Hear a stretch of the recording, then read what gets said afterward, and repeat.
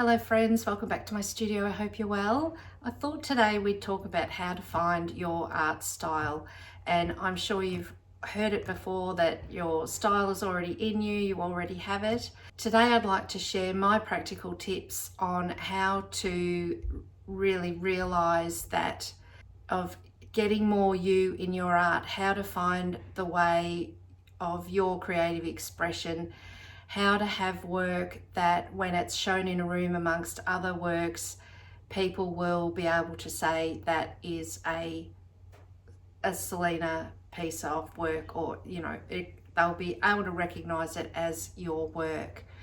It's much easier to realize what your style is once you go back through your catalogue of paintings, and you can start to see the style develop and the same sort of gestures and themes and things running through. It's not until you have a big body of work that it really does start to show itself. And the reality is you are not going to find your style by doing a few paintings a year. You need to do hundreds of paintings a year. You need to put in the time and effort. Art is a practice, art is a vocation.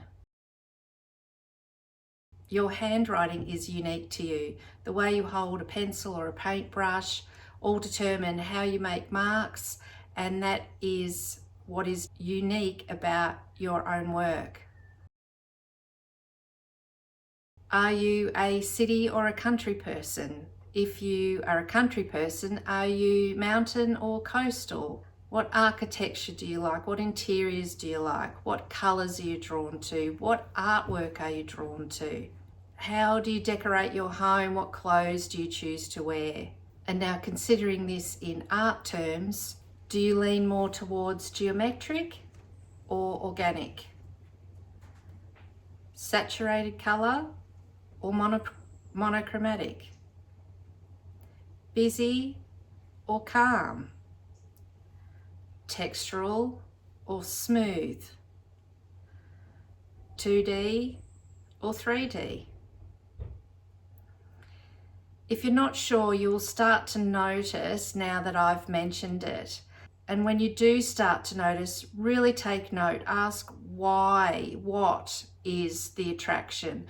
Really analyze what draws you in, what gives you that emotional response, that pull towards that piece of artwork or that color or that architecture, whatever it may be. These all hold clues for you. Take note.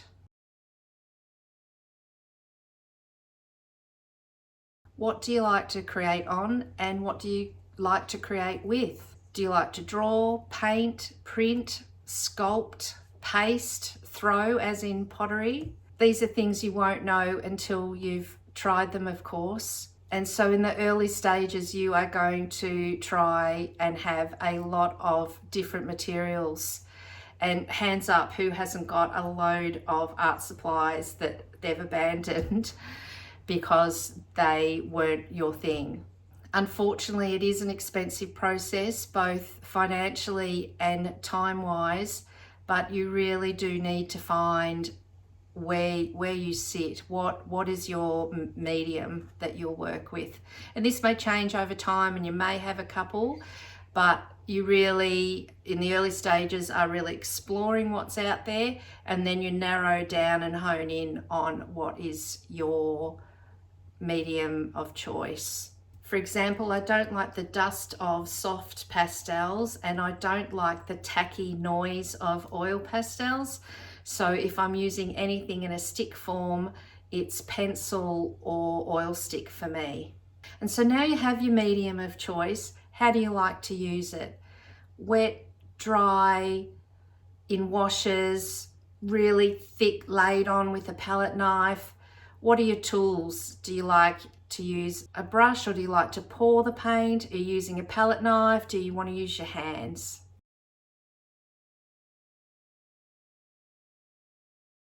Sometimes the style can be determined by your subject matter. So what are you drawn to? Is it people, so figurative or portraiture? Is it nature, so it's more landscape orientated? arrangement of objects, so more still life? Or is it non-objective, so more abstraction? Eventually, you will need to limit your materials, your colour palette, and your subject matter. A quote from Josie Lewis is, "Choosing everything chooses nothing." And it's so very true. Don't worry, you won't lock yourself into doing the same thing over and over. An art practice should continue to evolve, so you will evolve.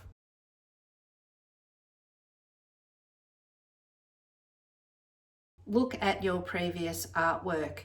What bits excite you? What bits did you enjoy doing? What colours really lit you up? What marks keep reoccurring? These 7 elements of art are line, shape, space, value, form, texture, and colour. These elements are the building blocks or elements of art. Are you drawn to any in particular in that list? You can help speed up this process by being actively critical of your work. And I don't mean self-critical, oh, that painting's horrible, oh, I'm so terrible at this. It's learning how to properly critique and analyze your own work to give you direction. You need to hold the focus on where you want to go, what's working, what holds your interest, what excites you. What are you trying to say? What do you want to convey? If you do take art lessons, do give yourself time after the course to really fully incorporate and understand the lessons that were taught. It can be easy to jump from course to course, back to back, and in doing that, you're not really able to drink in the essence of the information that's been given. You really need to allow space between each time and to be really working and putting in what you've been taught into your art making.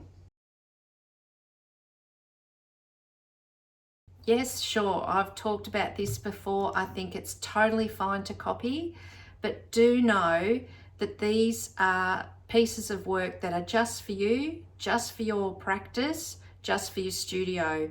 They are not pieces that are going to be added to your portfolio. Work with them until you find your own way. Sometimes there's a technique or something that you're not able to achieve that the artist that you're copying is, and that is the bit that's you within that piece.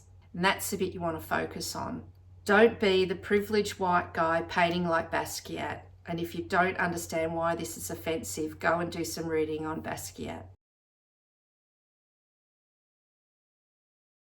Develop your skills and knowledge. Don't just repeat one trick over and over. Change something in each artwork that you make. A mark, a colour, anything. Move out of your comfort zone. Learn about art history. Follow all of your ideas all the way through, even if they will end up in a dead end, and most will, but you just never know unless you go there.